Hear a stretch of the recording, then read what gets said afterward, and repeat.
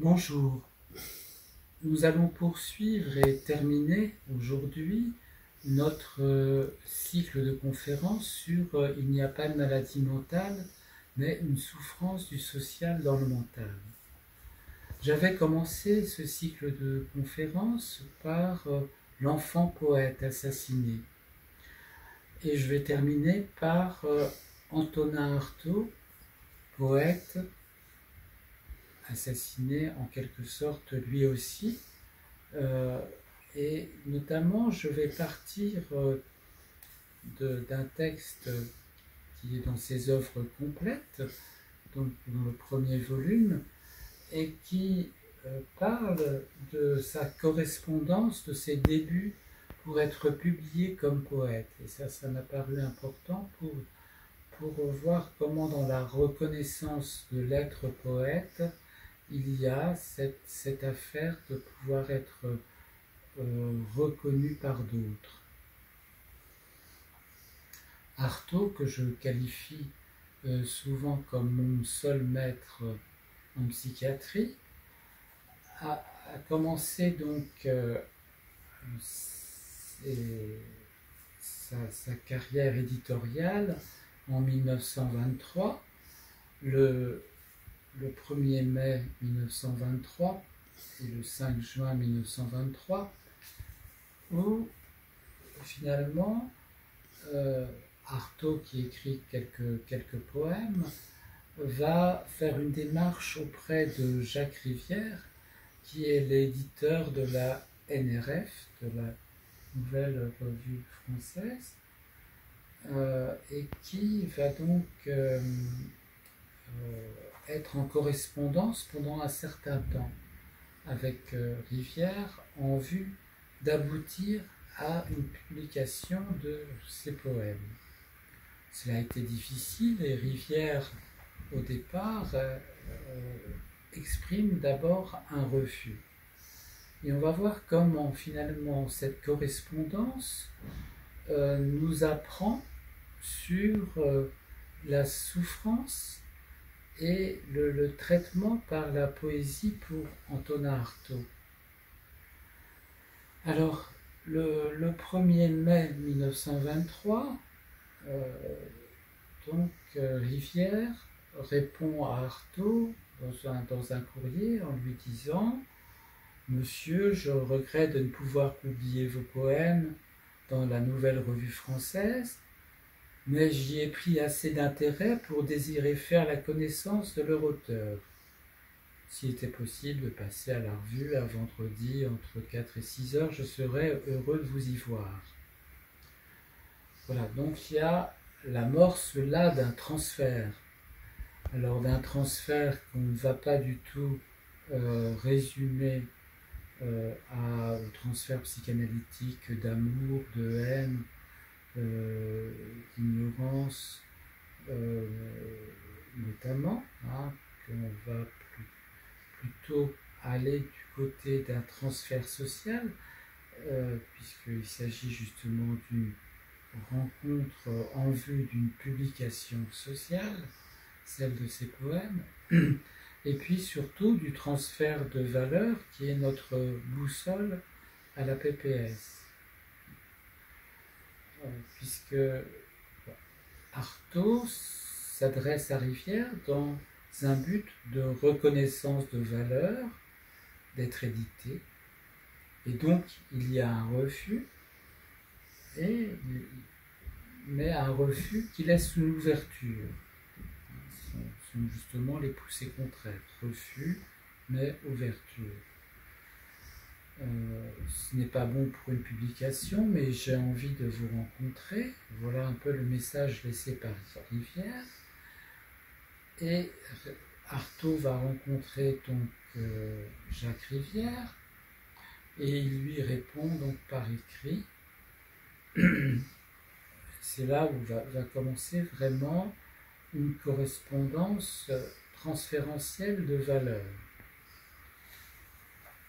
Artaud écrit « C'est que la question de la recevabilité de ces poèmes, c'est la question qui vous intéresse autant que moi.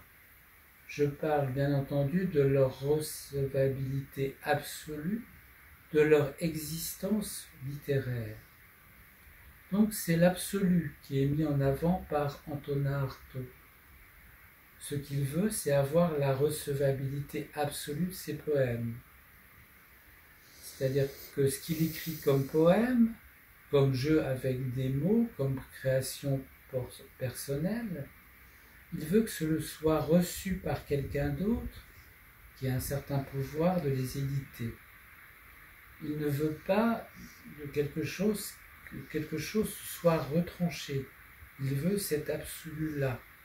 Il veut cet absolu-là puisqu'il s'agit de la valeur de son être, à lui, Antonin Artaud. C'est ça qui est en jeu, c'est ça qui est concerné. C'est qu'à travers la réception par quelqu'un d'autre pour lui de ce qu'il a écrit comme œuvre d'art, cela touche l'être humain, celle du camarade humain, Jacques Rivière, pour reprendre l'expression camarade humain du psychiatre antipsychiatre américain Thomas Szasz, qui a écrit Le mythe de la maladie mentale. Alors ce mot camarade humain me paraît important dans l'appréhension du transfert social, du transfert de valeur. Comment finalement on peut prendre les êtres humains avec qui nous travaillons, comment c'est cet esprit-là qui, me semble-t-il, anime Antonin Artaud dans la phrase suivante, mais qui touche Jacques Rivière aussi. « Je souffre d'une effroyable maladie de l'esprit. Ma pensée m'abandonne à tous les degrés, depuis le simple fait de la pensée jusqu'au fait extérieur de sa matérialisation dans les mots. » Donc là, c'est vraiment une confidence faite à Jacques Rivière, cet éditeur, par Antonin Artaud, qui est crucial, qui témoigne justement qu'il s'agit de son être à lui, de la valeur de son être, et que c'est pour ça qu'il écrit, et que c'est pour ça qu'il va défendre la publication, la reconnaissance de cet écrit qui témoigne de sa douleur d'être au monde. La perte, la pensée l'abandonne, donc voilà pour le problème, la perte de la pensée. La perte de la pensée qui est un problème social, humain, avec des camarades humains. Nos pensées nous abandonnent régulièrement. Dans toute expérience humaine, dans toute vie humaine, nous sommes confrontés à cela, à la perte notamment de la pensée. Cela est très prégnant dans la civilisation capitaliste binaire, où il y a une opposition entre deux pôles, l'accumulation de capital d'un côté, la perte et la ruine de l'autre, la pauvreté, la perte de la propriété du moyen de produire, et cela n'est pas sans lien avec le désarroi psychique, l'aliénation humaine, au moins le système de dépendance sociale du salarié envers le capital. Voilà en quoi j'essaie de faire lien entre la souffrance individuelle et le système social dans lequel nous sommes qui alimente, qui produit cette souffrance. Dans la pensée, on perd tout le temps, tous les jours, toutes les minutes, on perd des pensées.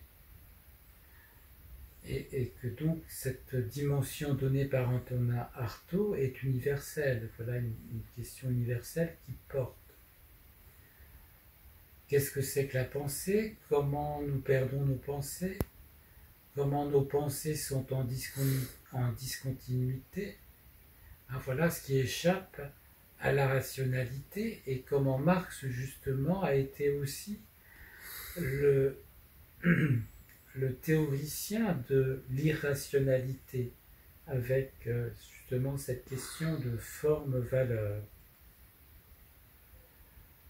Alors, mots, forme de phrase, direction intérieure de la pensée, réaction simple de l'esprit Je suis à la recherche constante de mon être intellectuel. Voilà cette phrase forte d'Antonin Artaud. On peut dire que c'est une souffrance.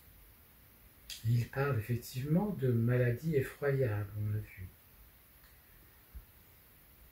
Donc il confie quelque chose à Artaud sur la valeur de ses poèmes, mais avant tout sur la valeur de son être. Donc il va falloir que Jacques Rivière y mette du sien. Voilà finalement la pratique dans le transfert social, comment un camarade humain peut aider un autre camarade humain dans une souffrance dans le mental. Ce refus que Rivière a prononcé est violent. Il s'agit effectivement d'une reconnaissance de valeur. Et cela, nous y sommes confrontés régulièrement dans la vie sociale. Alors est-ce que Rivière va être à la hauteur de cette forme de traitement, de cette effroyable maladie de l'esprit, de la pensée qu'il abandonne, de cette poursuite d'Antonin Artaud vers son être intellectuel?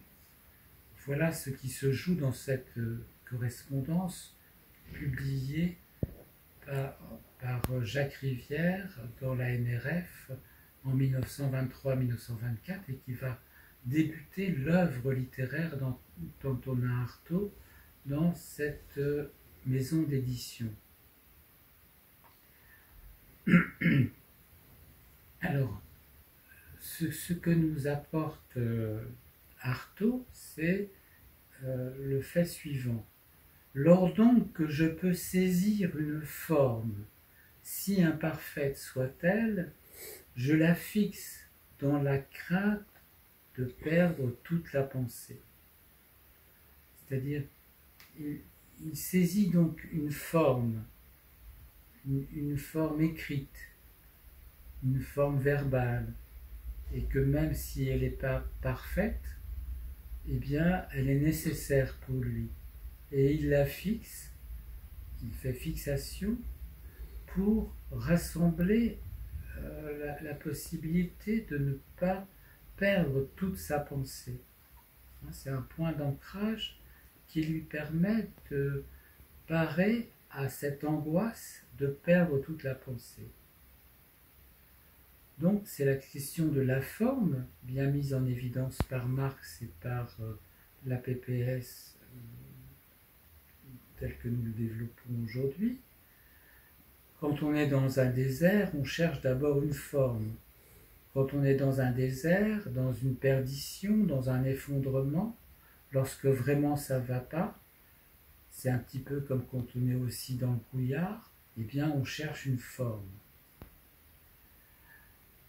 La question de l'identité de l'être humain renvoie toujours à la question de trouver un semblable, quelqu'un qui nous ressemble un petit peu dans le monde, dans lequel il est difficile de mettre un adjectif aujourd'hui. Comment trouver des semblables? Dans le désert d'Antonin Artaud, il y a cette forme, cette captation face au fait qu'il y a quelque chose qui ne fonctionne pas pour lui dans la vie, avec le corps qu'il a par rapport aux mots, par rapport à la pensée, qui lui sont rapportés par les autres. Il y a quelque chose qui ne fonctionne pas, il va être capté par une forme qui le fait vivre et qui le pousse vers une volonté, qui le pousse vers une puissance d'être. C'est bien la phrase. Lors donc que je peux saisir une forme si imparfaite soit-elle, je la fixe dans la crainte de perdre toute la pensée. La fixation, c'est quelque chose d'important. C'est-à-dire que l'on parle de l'état, qui a à voir vraiment avec là aussi le collectif, l'état collectif, mais partons de cet état personnel.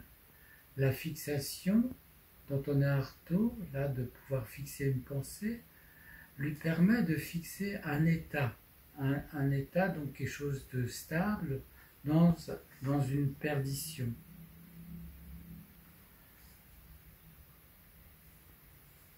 Et donc, si il y a cet état où sa pensée l'abandonne, où il y a une souffrance, il va essayer donc de trouver un autre état où il va essayer de saisir une forme. Saisir une forme, donc, c'est mettre la main sur quelque chose. C'est donc mobiliser son corps pour avancer dans ce qui paraît à la souffrance, à la déperdition dans laquelle il se trouve. Et que mettre la main du corps va venir se connecter avec les mots et avec les images, avec le ressenti corporel, avec ce que nous avons cerné à la PPS comme MIC, mot, image, corps, et comme des formes transformatrices.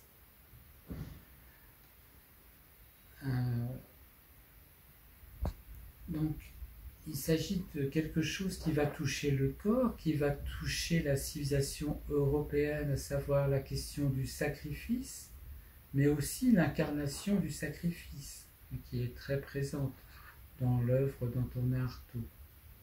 La tradition judéo-chrétienne sur une base hellénique de la civilisation européenne est donc en dessous. Et d'ailleurs, je signale là dans cet exposé toujours orienté dans une dialectique individu-collectif, la critique importante d'Artaud faite par rapport à Marx lors de son voyage au Mexique à Artaud, lorsqu'il va faire des discours sur la révolution, tradition de la pensée, mais il y a aussi comment pouvoir faire tenir un corps et comment la thérapie aussi dans ce genre d'effondrement, c'est de pouvoir produire un corps. Donc il fixe cette forme qui renvoie à la forme du corps et continue. Je suis au-dessous de moi-même. Je le sais, j'en souffre, mais j'y consens dans la peur de ne pas mourir tout à fait. Là, on a la question du sous-homme. Comment il se construit un moi, Antonin Artaud, et qu'il est en dessous de lui-même, qu'il est en dessous de ce moi, et qu'il pourrait faire beaucoup mieux. Comment cela ne va pas? Là aussi, c'est intéressant par rapport au traitement des dits dépressifs. Comment ils se construisent un moi au-dessus de leur moi, au-dessous de leur moi en quelque sorte, un sous-homme. Comment ils sont un peu le sous-homme d'eux-mêmes ou de quelqu'un d'autre, qu'ils le savent, qu'ils en souffrent, mais qu'ils y consentent. Ils y consentent parce qu'autrement, il y a cette peur de ne pas mourir tout à fait.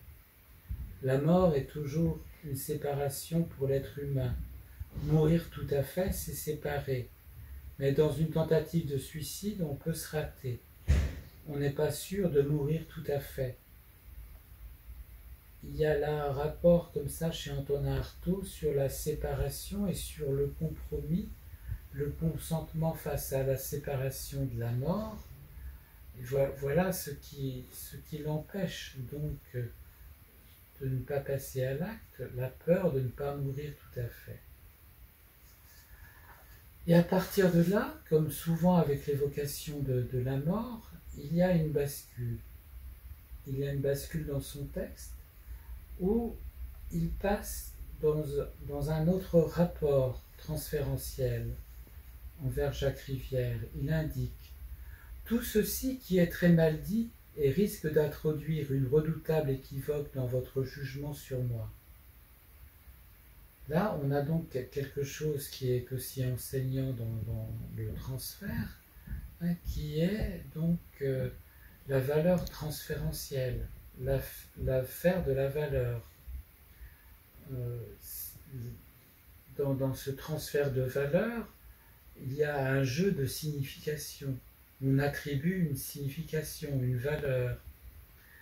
Et cette valeur, voilà ce qui le préoccupe dans le rapport avec Jacques Rivière. Donc il prend sur lui une certaine responsabilité d'introduire une redoutable ambiguïté, une redoutable équivoque, qui est justement le moteur des poussées contraires. Est-ce que ça va pousser à ce que Rivière accepte ses poèmes, c'est-à-dire sa valeur d'être à lui, Antonin Artaud, et puisse le faire savoir au monde à travers la publication? Tel est l'enjeu. Donc il y a cette position éthique-là qui est sous-jacente de façon très forte dans la correspondance avec Jacques Rivière, que je vous encourage bien sûr à lire. C'est très très enseignant. Et Antonin Artaud poursuit. C'est pourquoi, par égard pour le sentiment central qui me dicte mes poèmes, et pour les images aux tournures fortes que j'ai pu trouver, je propose malgré tout ces poèmes à l'existence. Ces tournures, ces expressions malvenues que vous me reprochez, je les ai senties et acceptées. Rappelez-vous, je ne les ai pas contestées. Elles proviennent de l'incertitude profonde de ma pensée. Bien heureux quand cette incertitude n'est pas remplacée par une inexistence absolue dont je souffre quelquefois. Donc là, il s'agit vraiment d'une question d'être, d'une question d'identité. Comment cet être-là d'Antonin Artaud revêt parfois une forme d'inexistence. Et que la fonction de ses poèmes, c'est bien de traiter cette inexistence. Et qu'il y a là quelque chose d'important dans la tournure des phrases, des expressions imparfaites. Le point important, c'est que ces expressions imparfaites, ces images imparfaites, Antonin Artaud les a ressenties. Il les a senties dans son corps, que son corps peut ainsi exister. Et là, on a cette boussole, encore une fois, du MIC, mot, image, corps, et d'une valeur supplémentaire d'être dans la connexion faite par ces trois éléments, mot, image, corps, et que là, c'est clairement exprimé par Antonin Artaud, que certes, ces poèmes sont sans doute imparfaits, certes, ces poèmes, les recevoir par les autres est une question difficile mais cruciale pour lui. Pourquoi est-ce crucial? C'est que justement, ces connexions faites entre les tournures mal à propos de ces formes poétiques, eh bien, il les a ressenties, lui, dans son corps, et que cela fait exister son corps dans son rapport social, dans son rapport aux mots et aux images qu'il trouve également chez les autres humains. Donc, face à cette privation, c'est vraiment très intéressant puisque Rivière le prive de publication et Antonin Artaud va montrer les effets justement de la privation qu'il subit dans le mental, la privation de perdre sa pensée l'abandonne, et que pour parer à ça, il y a la création poétique pour lui qui noue les mots, les images et les corps, et que face à cette privation, il y a donc une sensation d'être, une sensation de corps qui l'oblige, lui, au besoin, à vraiment l'importance, à vraiment la nécessité d'être publié, au droit d'être publié. Comment cette privation est ainsi traitée par la poésie et comment il revendique ce droit d'être au monde. L'important, c'est donc non pas la question de la pulsion de vie, la pulsion de mort, mais le rapport à la destruction de l'être humain. Et comment, justement, il vit cette destruction à travers l'abandon de sa pensée. Je conclurai par justement une allusion à la destruction faite par Marx dans son dernier chapitre du livre 1 du Capital, qui a pour terme la colonisation moderne. Le secret de la colonisation, ou donc plutôt ce qu'il y a en dessous, ce secret découvert dans le Nouveau Monde et proclamé bien haut par l'économie politique de l'Ancien Monde, ce secret, c'est que le mode de production et l'accumulation capitaliste, donc aussi la propriété capitaliste, impliquent nécessairement la destruction de la propriété privée fondée sur le travail personnel, c'est-à-dire l'expropriation du travailleur. Donc voilà cette boussole de la destruction de la propriété privée fondée sur le travail personnel, la destruction du travail personnel. Comment Marx insiste donc, page 859 du Capital, dans cette théorie moderne de la colonisation du chapitre 25, sur l'opposition entre deux modes de production contraires. Dans les colonies se découvre la vérité sur les rapports et réalités capitalistes de la métropole. Le capital n'est pas une chose, mais un rapport social entre des personnes médiatisées par des choses.